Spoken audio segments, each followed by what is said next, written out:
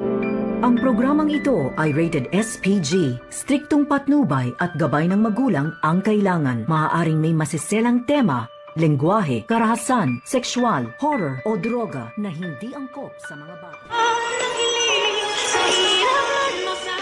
Maligayang pagbabalik muli at welcome back dito sa aking munting channel. Narito na nga ang ating pagkatutukan ngayong Lunes sa abot kamay na pangarap. Dito nga na kumpirma dito ni Annalyn kung sino nga itong pinaglalamayan ng isang babae. At dito tinawag ni Annalyn itong kanyang lola at kanyang ninang na si Diyosa. At hindi nga pwedeng magkamali itong si Annalyn dahil kamukhang-kamukha nga ito ni Irene. Upang makumpirma din dito ni Diyosa ay talagang tiningnan niya ito at ganoon din si Chang Susan. At dito naman na sinabi ni Chang Susan na baka kahawig lamang ito ni Irene dahil iba naman ang nakapangalan. At dito nga na dumating ang asawa ng babaeng nakaratay doon at dito sinabi na kung bakit pinag-uusapan daw nila ang kanyang asawa. At dito tinanong ni Annalyn na kahawig at kamukha nga ng kanilang kakilala itong babae. At pinaalis naman itong sina Annalyn, subalit bago nga sana aalis ay kunan sana ng litrato ni Diyosa upang ipakita dito kina Lynette at Carlos. Subalit ay hindi naman pumayag ang asawa ko ng babaeng ito at dito nagalit at pinaalis sila.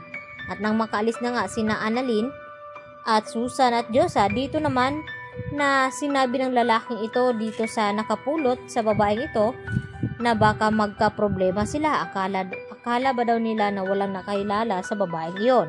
At ang sagot ng lalaki na malay ba daw niya na wala namang nag-confirm sa kanilang doon nga sa Purinarya. Kaya yun ang naisipan nila na dalhin at pagkakitaan ito.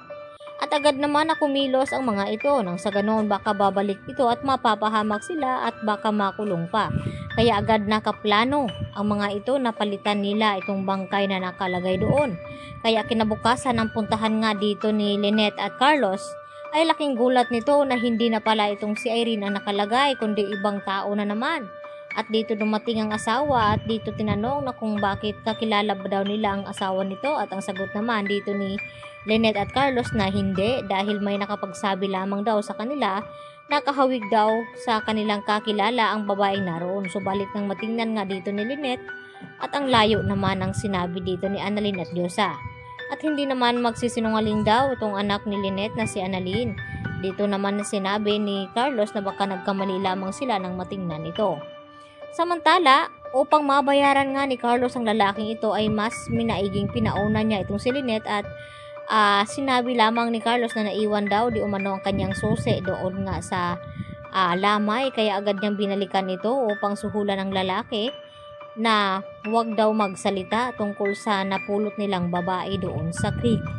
Kinabukasan tila hindi nga makakaligtas itong si Carlos dahil sa carpet na pinaglalagyan nga dito ni Irene. At sinundan nga dito ni Lynette itong kanyang asawa at binayaran nga itong balsamador na iligpit daw ang babaeng ito dahil alam ni Carlos na naroon nga ito sa Purinarya at pinalitan nga nila itong bangkay na naroon sa lamay. At dito na binigyan niya at sinabi ni Carlos na madadagdagan pa daw ang bayad na iyon kung mapapaligpit nila ang babaeng iyon. At dito naman na tinanggap ng lalaki iyon kaya tinanggi nang makita nga dito ni Lynette ang carpet na kahawig daw sa kanilang carpet doon sa bahay ni Carlos. At sinabi nga dito ng lalaking iyon na baka kahawig lamang at binili daw nila iyon. Subalit sabi ng kanyang kapatid na hindi daw nila iyon binili dahil yun nga ay kasama at pinagbalutan ng babaeng iyon na kanilang napulot. At hanggang ipinakita na nga dito ni Lynette ang larawan ni Irene na kung ito ba ang babaeng nakalagay roon. At agad nagsalita itong kapatid na oo daw at sinabi ni Lynette na kung hindi magsasalita itong balsamador na si Irene nga ito ay mapipilitan siyang isumbong sa pulis at makasuhan at makulong.